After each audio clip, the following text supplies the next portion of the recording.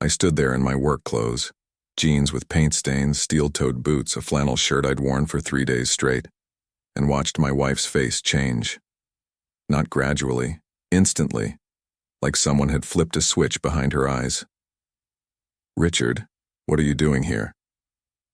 Her voice was sharp, clipped, the kind of tone you use with a stranger who's walked into the wrong room. "You told me to come," I said quietly. "You said it was important." She glanced over her shoulder. Behind her, the event space was filled with people in suits and cocktail dresses. Soft jazz played in the background. Waiters carried trays of wine and hors d'oeuvres I couldn't pronounce. This was her world, her company's annual gala. I'd never been invited before. "I didn't think you'd actually show up like that," she hissed, stepping closer so no one else could hear. "Richard, you couldn't have at least showered? Changed?" I looked down at myself. I'd come straight from the job site, a kitchen remodel in the suburbs. I'd been laying tile all afternoon, and when she called, when she said she needed me there, that it mattered, I dropped everything and drove 40 minutes in Friday traffic to be there. "You said it was urgent," I repeated. Her jaw tightened. "I said it was important. I didn't say come looking like this." "Like what?" "Like you don't care how you make me look." She turned and walked back toward the crowd before I could respond. I stood there for a moment, just inside the doorway, feeling the weight of 100 eyes that weren't actually looking at me, but it felt like they were. I'd been married to Laura for 11 years. It hadn't always been like this. When we met, I was working construction during the day and taking business classes at night. She was a receptionist at a law firm, studying for her real estate license on weekends. We used to sit at our tiny kitchen table with textbooks spread out between us, quizzing each other, dreaming about what life would look like in 5 years, 10 years. She passed her exam before I finished my degree. That was fine. I was proud of her. She got her first job at a mid-sized firm, and I kept working with my hands because it paid better than anything my half-finished degree could offer. We needed the money. We were planning to buy a house, start a family. Then she got promoted. Then again. By year 5, she was a senior agent. By year 7, she'd moved to a luxury real estate group that dealt exclusively with high net worth clients. By year 9, she was one of the top earners in the city. And somewhere in there, I stopped being her partner. I became the guy who fixed things. I stood near the back of the event space, close to the bar, nursing a ginger ale because I still had to drive home. Laura was across the room laughing with a group of colleagues. She looked stunning. Hair pinned up.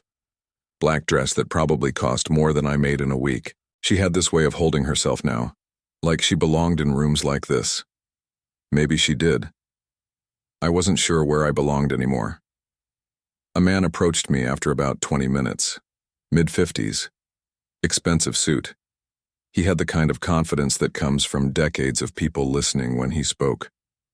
"You must be Richard," he said, extending his hand. I shook it. "I am. Paul Hendricks. I'm the CEO of the firm." "Nice to meet you, sir." He glanced at my clothes, not unkindly, just noticing. "Laura's told me a lot about you," he said. "Has she?" "She mentioned you work in construction. Renovation mostly, kitchens, bathrooms, custom work." He nodded. "Honest work."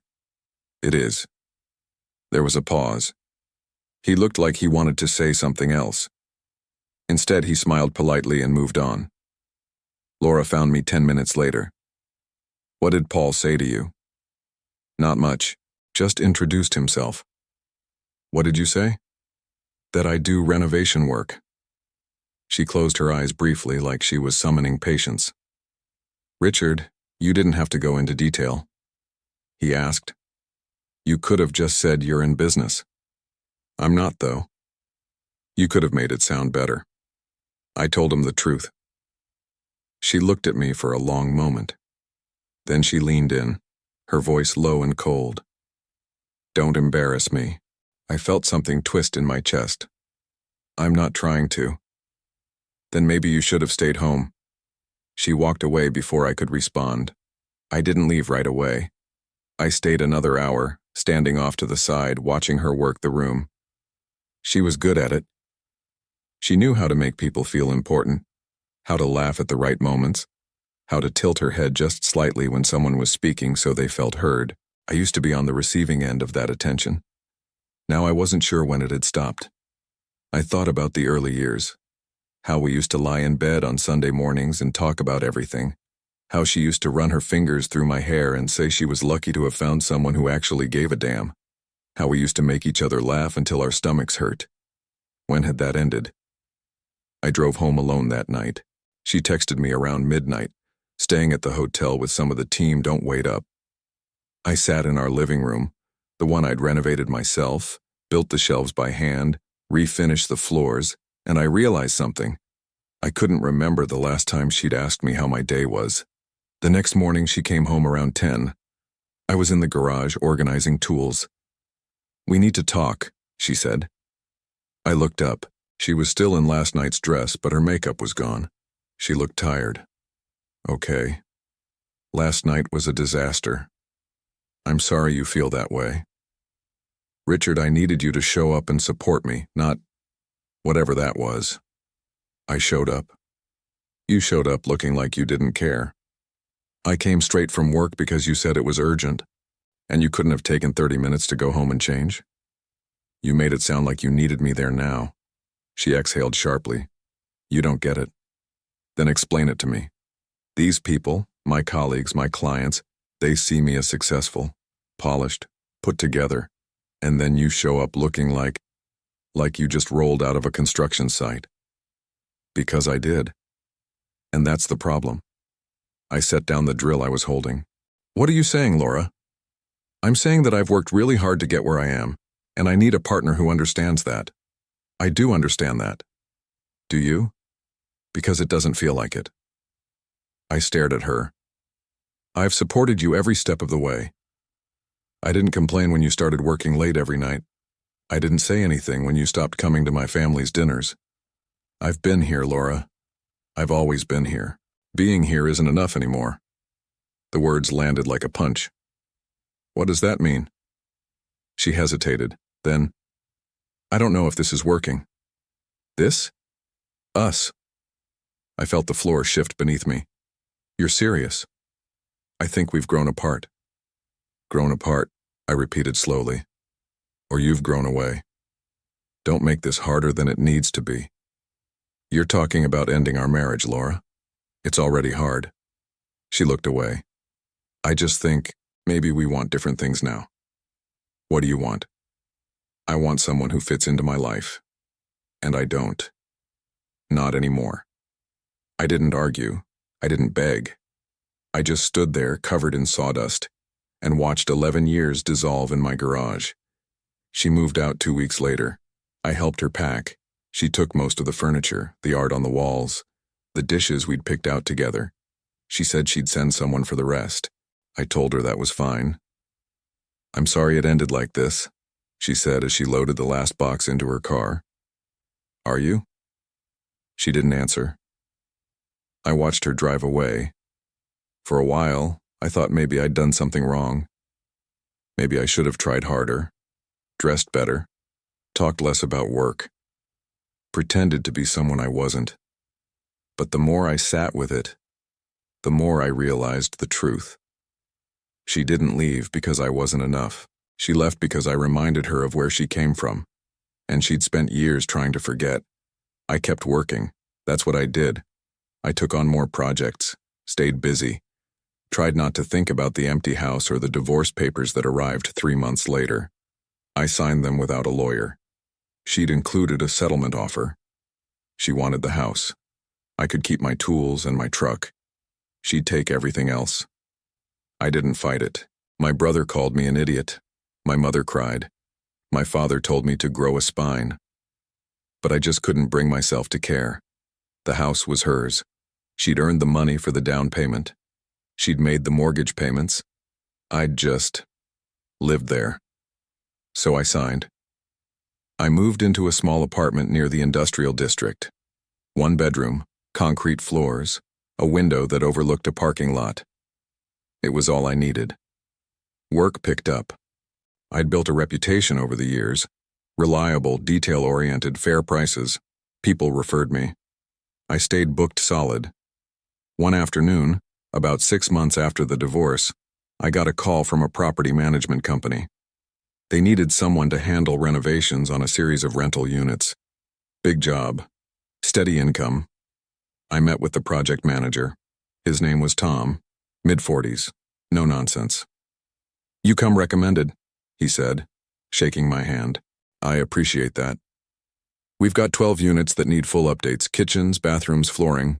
We're looking for someone who can handle it all in-house." "I can do that." "Good.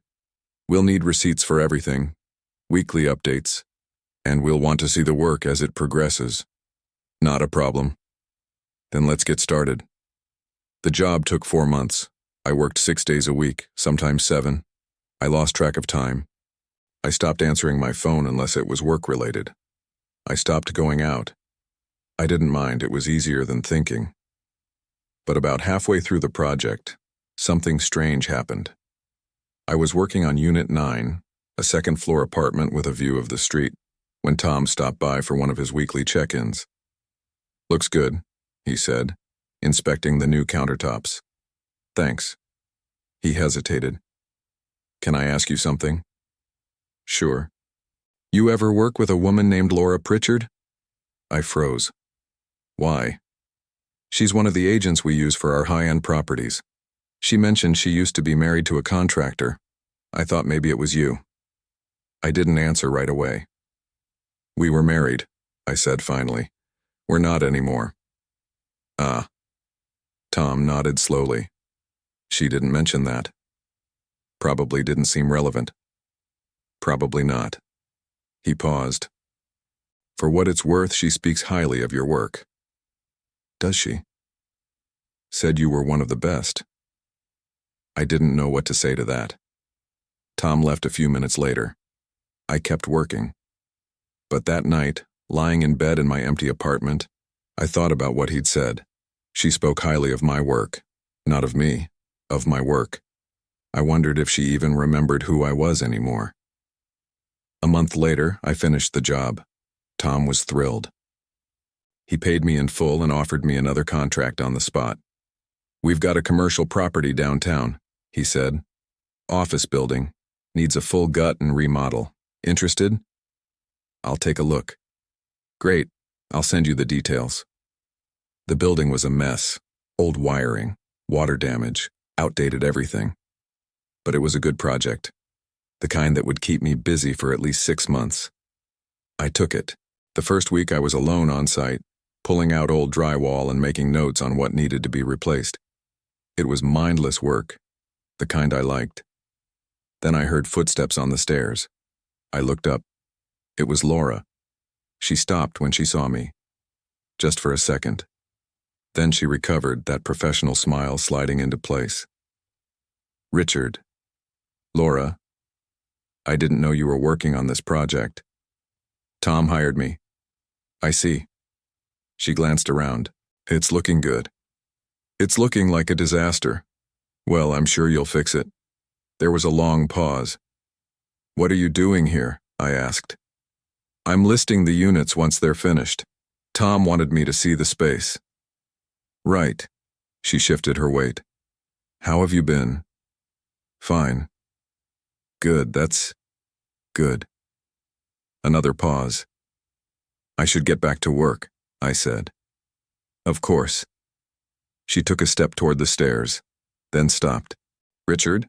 Yeah? I'm sorry for how things ended." I looked at her. Really looked at her. She seemed smaller somehow. Tired. "It's done," I said quietly. She nodded. "Yeah, it is." She left. I stood there for a while after she was gone, staring at the half-demolished wall in front of me. Then I picked up my sledgehammer and kept working. Over the next few weeks, I saw her occasionally. She'd stop by with clients, showing them the progress, talking up the location and the finishes I was installing. She was good at her job. I'd give her that.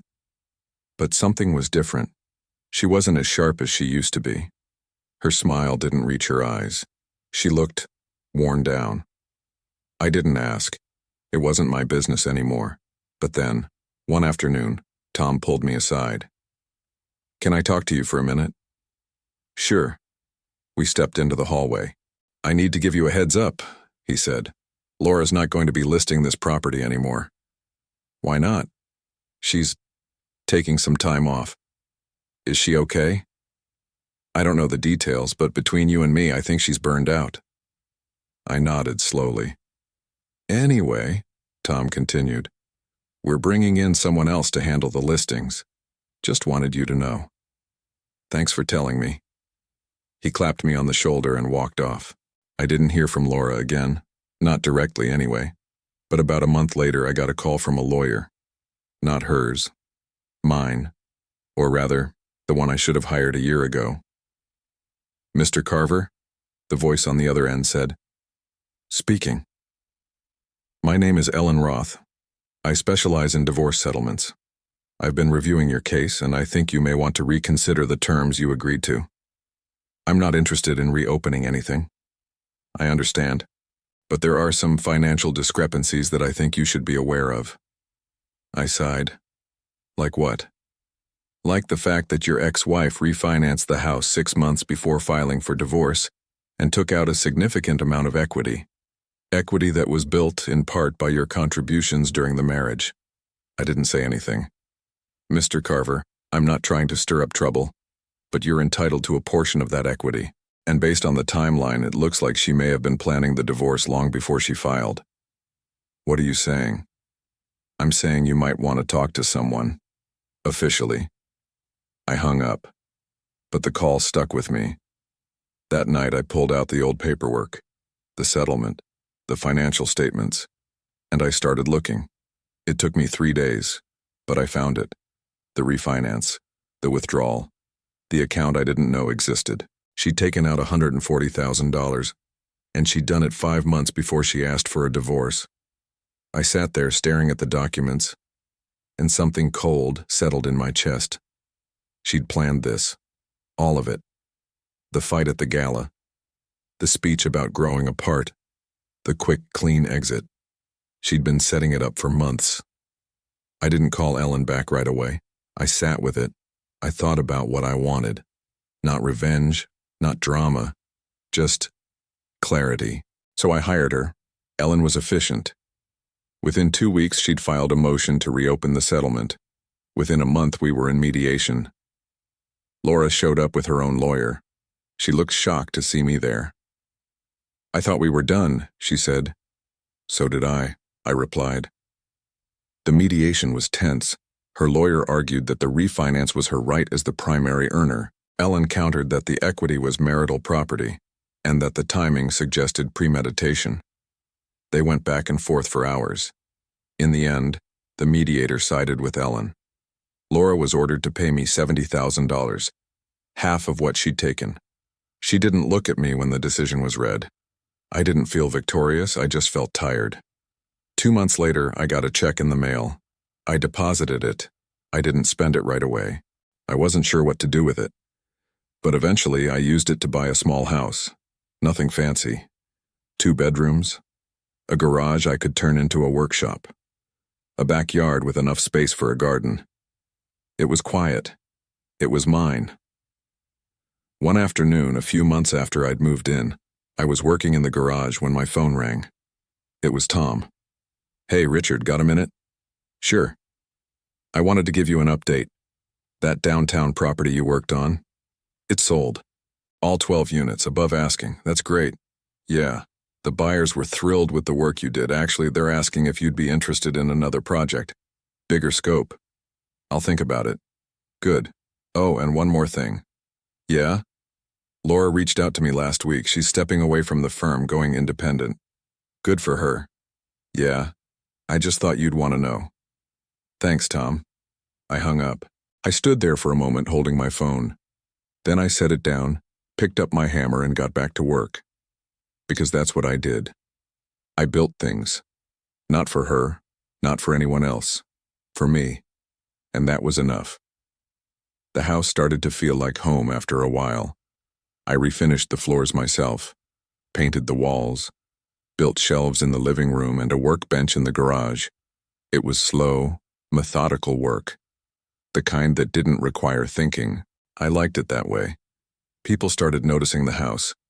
Neighbors would stop by, ask who'd done the work. I'd tell them I did. They'd ask for my card. Word spread. I stayed busy. One evening, I was sitting on the back porch drinking a beer and watching the sun go down when my phone buzzed. Unknown number.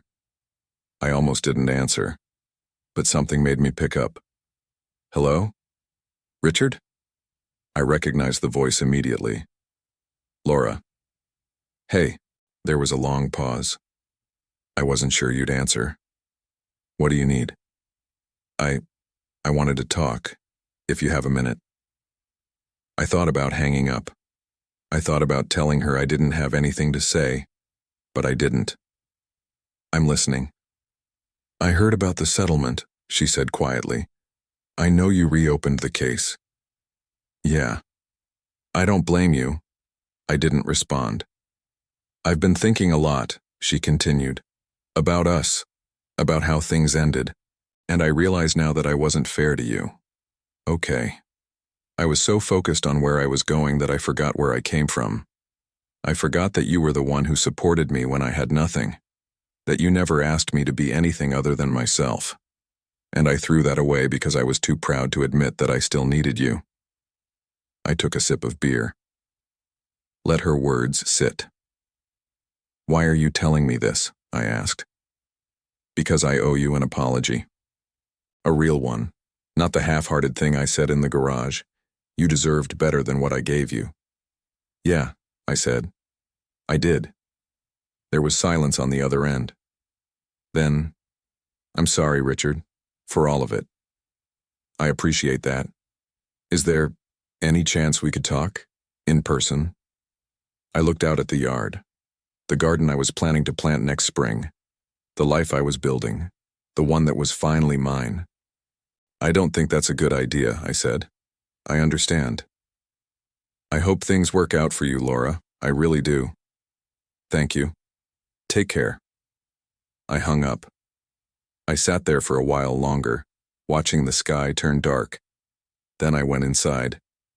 The next morning I woke up early, made coffee, sat at my kitchen table, the one I'd built myself, and went through my emails. There was one from Tom, another project. This one out of state. 6-month contract. Good pay. I thought about it. Then I replied, I'm in. Because that's who I was now. A man who built things. A man who didn't wait for permission. A man who knew his worth. And I didn't need anyone to validate that. Not anymore. 3 months later, I was finishing up a custom kitchen for a client in the suburbs when my phone rang. It was Ellen, my lawyer. Richard, do you have a minute? Sure. What's up? I just got word that Laura filed for bankruptcy. I stopped sanding the cabinet door I was working on. What? She filed last week. Apparently she overextended herself after going independent, took on too much debt, couldn't keep up with the payments. I didn't say anything. I thought you'd want to know, Ellen continued. It doesn't affect your settlement. That's already been paid. But I figured you'd hear about it eventually. Thanks for telling me. Of course. Take care, Richard. I set the phone down. I thought about Laura, about the woman who'd been so determined to climb higher, to be seen as successful, to leave behind anything that reminded her of where she started. I thought about how hard she'd worked, how much she'd sacrificed, and how none of it had been enough. I didn't feel happy about it. I didn't feel vindicated. I just felt sad, because I'd loved her once. I'd believed in her, and somewhere along the way she'd stopped believing in herself. I picked up the sandpaper and kept working. That night I called my mother. Hey, Mom. Richard, I haven't heard from you in weeks. I know, I'm sorry, I've been busy. Too busy to call your mother? I smiled. Yeah, too busy. Well, I forgive you. How are you? I'm good, really good. You sound different. Do I? Yeah, you sound happy. I looked around my house, at the floors I'd refinished, the walls I'd painted, the life I'd built from scratch. I am, I said. I'm glad, sweetheart. You deserve it. We talked for a while longer, about nothing and everything. When we hung up, I felt lighter. I poured myself another beer, sat on the porch, and looked up at the stars. I thought about the man I'd been a year ago, broken, confused, unsure of his place in the world. And I thought about the man I was now, whole, grounded, at peace. It had taken losing everything to realize I'd never needed it in the first place. I'd always been enough. I just hadn't known it yet. A few weeks later, I ran into Paul Hendricks, the CEO from the gala. I was grabbing coffee at a shop downtown when I heard someone call my name. Richard? I turned. It was him. Mr. Hendricks. Please, call me Paul. He gestured to the empty chair at his table. Do you have a minute? I hesitated, then sat down. I heard about you and Laura, he said. Word travels. It does. He took a sip of his coffee. For what it's worth, I'm sorry. Thanks. She was one of our top agents, but between you and me, I think she lost sight of what mattered. I nodded. I also heard you've been doing well, he continued. Tom speaks very highly of you. Tom's a good guy. He is, and he says you're one of the best contractors he's worked with. I do my best. Paul leaned back in his chair. I've been thinking about expanding my real estate portfolio, buying older properties, renovating them, flipping them. I need someone I can trust to handle the work. You're offering me a job? I'm offering you a partnership. I stared at him. Think about it, he said. No pressure. But if you're interested, let's talk. He handed me his card and stood up. Take care, Richard. I sat there for a long time after he left, staring at the card in my hand. A partnership with one of the most successful men in the city. I thought about Laura, about how hard she'd fought to be taken seriously, how desperately she'd wanted to be seen as successful. And here I was, being offered the very thing she'd spent her whole life chasing. Not because I'd schemed for it, not because I'd played games, but because I'd done good work, and people noticed. I called Paul the next day. I'm in. Excellent, let's meet next week and talk details. We shook hands. And just like that, everything changed. Again. But this time I was ready. 6 months later, I was standing in the lobby of a building I'd just finished renovating. Paul was giving a tour to potential buyers. I was there to answer questions about the work. A woman approached me.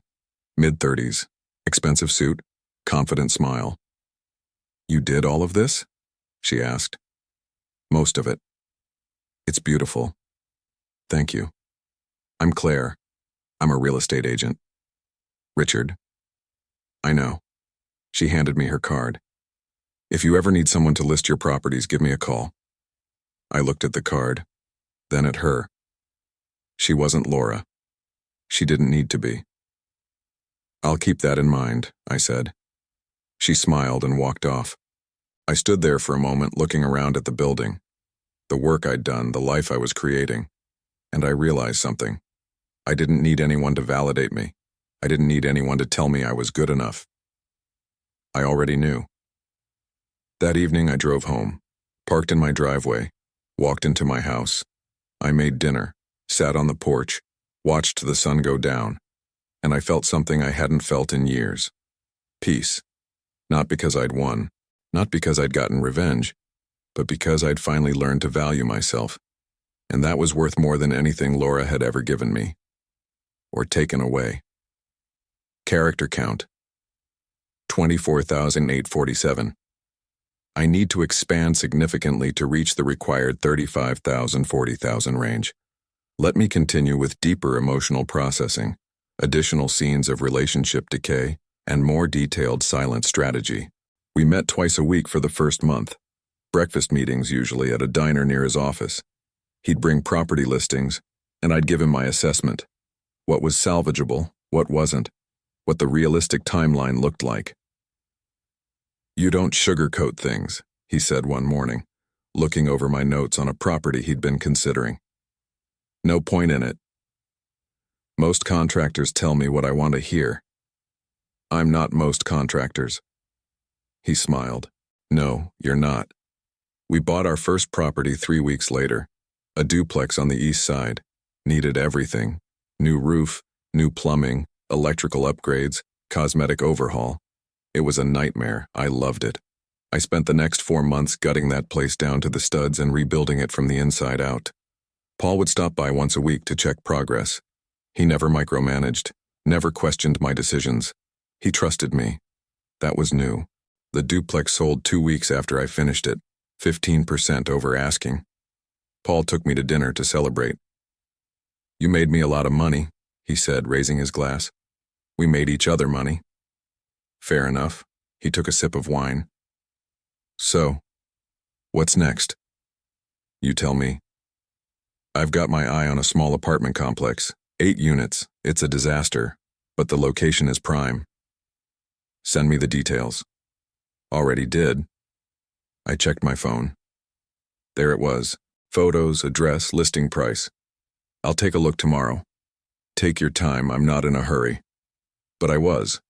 For the first time in years, I felt like I had momentum, like I was building towards something that mattered, not for anyone else. For me. The apartment complex was worse than the photos suggested. Water damage in 6 of the 8 units. Foundation cracks. Mold in the basement. The previous owner had let it rot. But the bones were good. I spent 2 days walking through it, taking measurements, making notes. Then I called Paul. It's a lot of work. Can you do it? Yeah, but it'll take time. How much time? 8 months, maybe 10. And the budget, I told him. He didn't hesitate. Let's do it. We closed on the property 2 weeks later. I moved my tools in the next day. For the first month, I worked alone. Demolition mostly.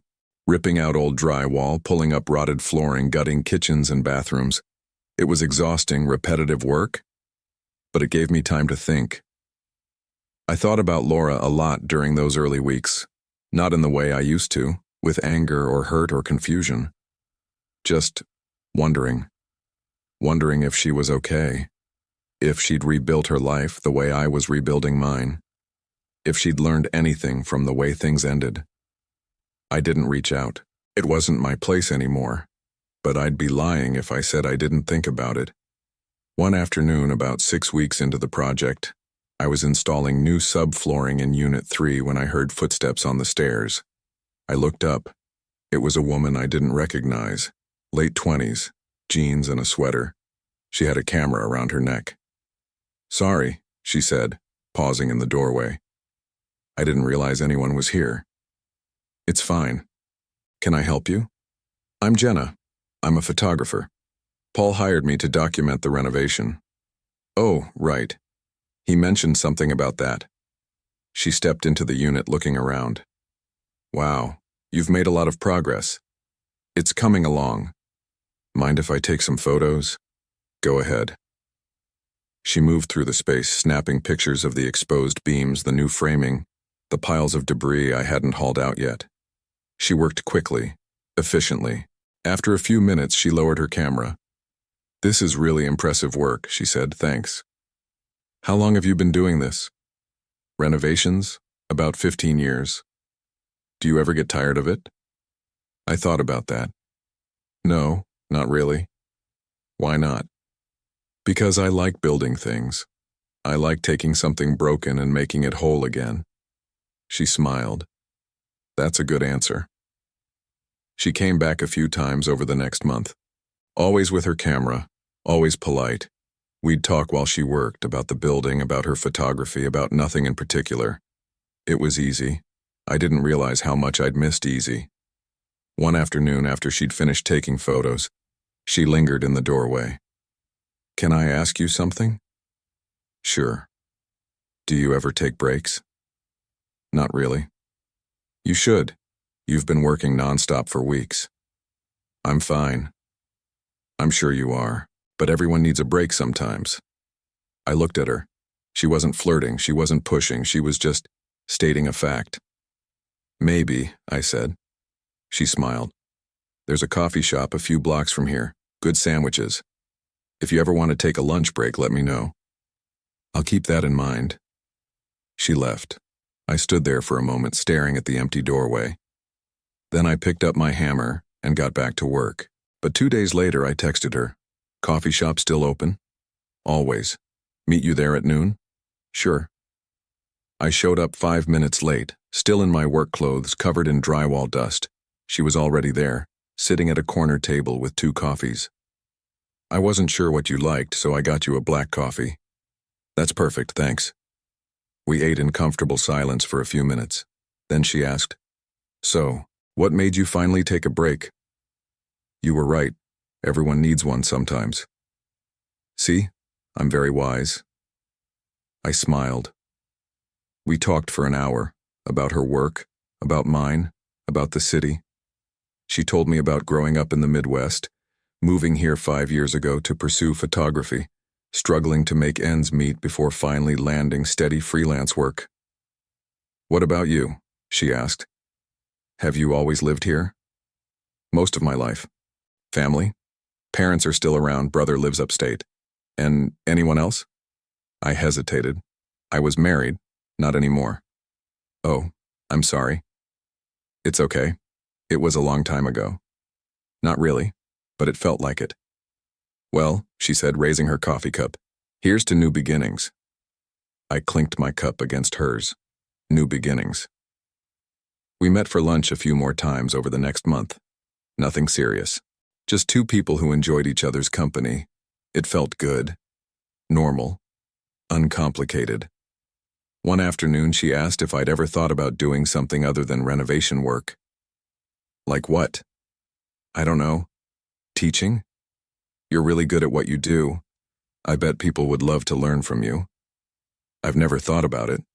You should. You've got a lot of knowledge. I considered that. Maybe.